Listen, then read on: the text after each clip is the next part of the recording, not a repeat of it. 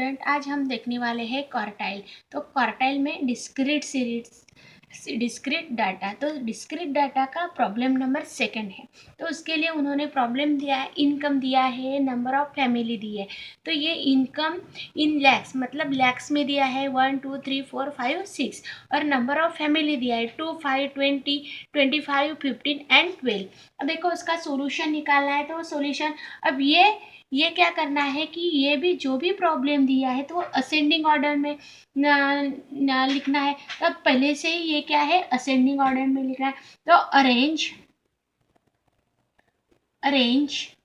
The data in ascending order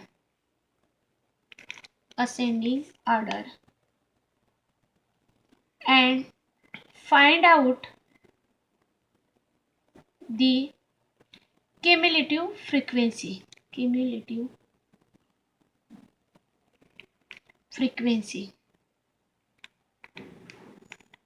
मतलब जो भी डाटा दिया है, जो भी हमने असेंडिंग ऑर्डर में डाटा लिखा है, तो वह उसकी क्या निकालना है बाद में, क्यूमुलेटिव फ्रीक्वेंसी। अब देखो इन नंबर ऑफ इनकम दिया है, तो वह जो टेबल बनाया है, तो ये टेबल में इनकम लिखना है। तो इनकम कितना है, 1 2 3 4 5 एंड 6 है। उसके बाद नंबर ऑफ फैमिली दी है। तो नंबर ऑफ फैमिली की इनकम, फर्स्ट की इनकम 2 है, 2 की 5 है, 3 की 20 है, 4 की 25 है, 5 की 15 है, और 6 की 12 है। तो अब उसकी क्या करना है हमें, टोटल। तो ये यन निकालना है हमें। तो यन आएगा हमारा 79। अब देखो क्यूमुलेटिव फ्रीक्वेंसी, उसके बाद हमें क्या निकालना है, क्यूमुलेटिव फ्रीक्वेंसी। तो अब देखो क्यूमुलेटिव फ्रीक्वेंसी कैसी कर रही है, नंबर ऑफ फैमिली कितनी है, फर्स्ट की 2 है, 2 + 5 कितनी हो जाएगी, 7 हो जाएगी। अब 7 + 20 27 हो जाएगी। अब 27 + 25 तो उसकी टोटल 52 आ जाएगी। उसके बाद 52 + 15 आ गया, तो उसकी टोटल आ जाएगी 67 आ जाएगी। और 67 + 12 तो उसकी टोटल आ जाएगी 79। अब देखो एन भी हमारा 79 आ गया, और क्यूमुलेटिव फ्रीक्वेंसी भी हमारी 79 आ गई। अब देखो उसके बाद हमें क्या करना है, Q1 एंड Q2, मतलब जो भी प्रॉब्लम दिया है तो उसमें Q1 एंड Q2 निकालना है, सॉरी Q3 निकालना है। तो Q1 का फार्मूला क्या है, द साइज ऑफ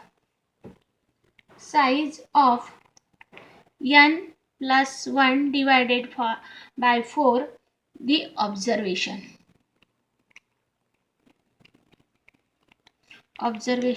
अब देखो Q1 is equal to size of n कितना आया हमारा, 79 आया है। 79 + 1 divided by 4 the observation. Q1 is equal to the size of 79 + 1 कितना हो जाता है, 80 divided by 4 the observation. Q1 is equal to the size of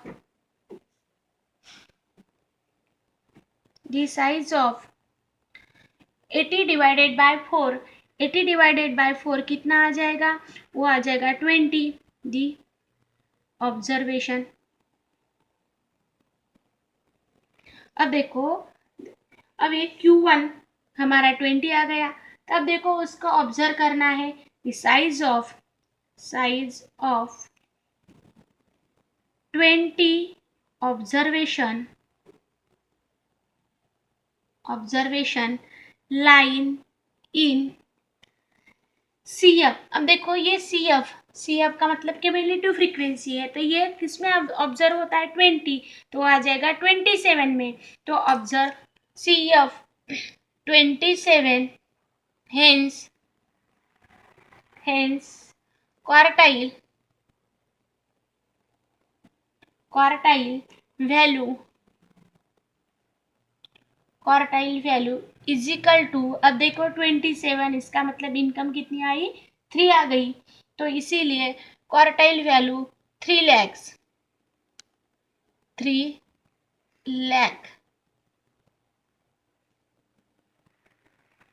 3 lakh.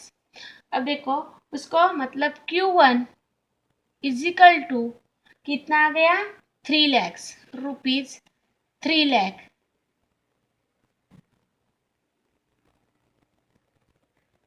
ये आ गया हमारा Q। अब हमें क्या निकालना है, Q1 निकाल दिया हमने, अब क्या निकालना है Q3। देखो Q3 निकालेंगे तो Q3 का फार्मूला क्या है, Q3 is equal to the size of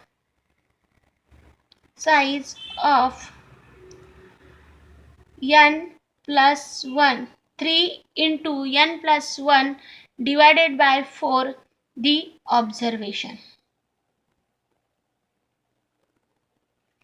अब देखो Q3 is equal to the size of 3 n कितना निकाला हमारा 79 plus 1 divided by 4 the observation।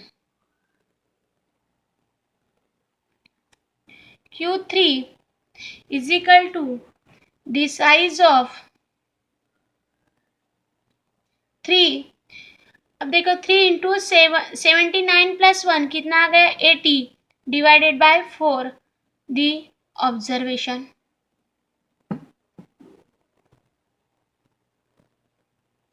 Q3 is equal to the size of 3 into 80 divided by 4 कितना आ गया 20 the observation. अब देखो Q3 is equal to the size of 3 into 20 कितना आ जाएगा 60 the observation. Q3 is equal to, अब देखो the size of 60 observation, अभी ऑब्जर्वेशन करना है तो उसको लिखेंगे the size of 60 the observation line in C up, मतलब क्यूमुलेटिव फ्रीक्वेंसी कितनी आ जाएगी 60, तो कितने में आ जाएगी सी अप में, मतलब क्यूमुलेटिव फ्रीक्वेंसी में 67 में, तो आ जाएगी 67। हेंस क्वार्टाइल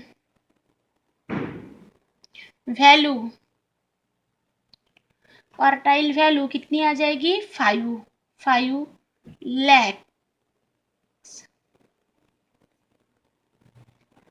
5 लाख आ जाएगी।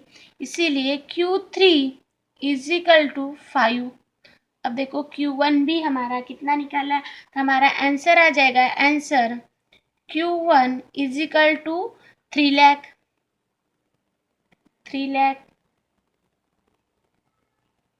Q3 कितना आया 5 लाख। तो ये हो गए हमारे Q1 एंड Q3। तो ये हो गई हमारी डिस्क्रीट डाटा। उसके बाद हम देखने वाले हैं कंटिन्यूस डाटा।